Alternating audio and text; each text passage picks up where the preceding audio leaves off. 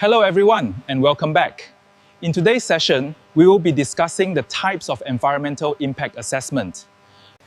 Hello everyone and welcome back. I'm Dr. Sharma. In our management and sustainability modules, we often discuss how organizations interact with the world around them. Today, we are diving deep into a crucial tool for sustainable development. The Environmental Impact Assessment, or EIA, is a critical component of project planning. Specifically, we'll explore the 4 distinct types of EIA that managers, planners, and policymakers use to evaluate projects. The first type is the Strategic Environmental Assessment, often abbreviated as SEA. Now think of an SEA as the macro view. It doesn't look at a single building or a lone factory. Instead, it is applied at the very highest level, to government policies, large-scale plans, or national programs. For instance, if a country is designing a new national energy policy, an SEA ensures that environmental factors are integrated into that policy from day one, long before any specific power plant is even proposed. It is proactive management at its finest. Next, we move to the most common type you will encounter in corporate management, the project-level EIA. Unlike the strategic view, this is highly specific and reactive. It focuses entirely on a single, concrete project.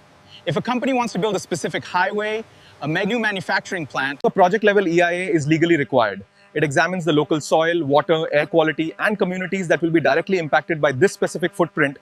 It helps managers decide, should we build this here, or do we need to alter the design to protect the local ecosystem?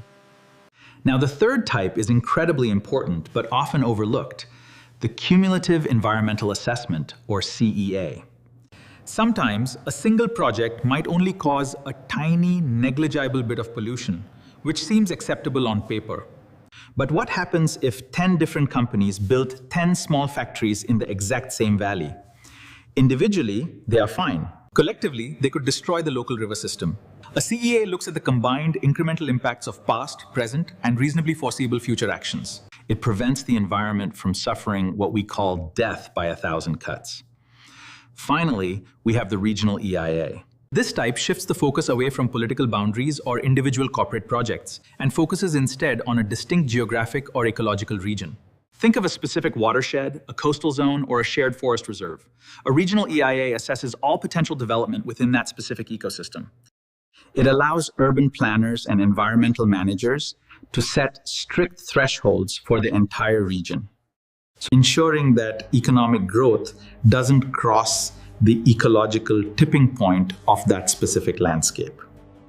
To wrap things up, understanding these 4 types, strategic, project level, cumulative, and regional, allows future managers to choose the right tool for the right scale of problem. Sustainable management isn't about stopping progress. It's about making progress intelligent, responsible, and long-lasting.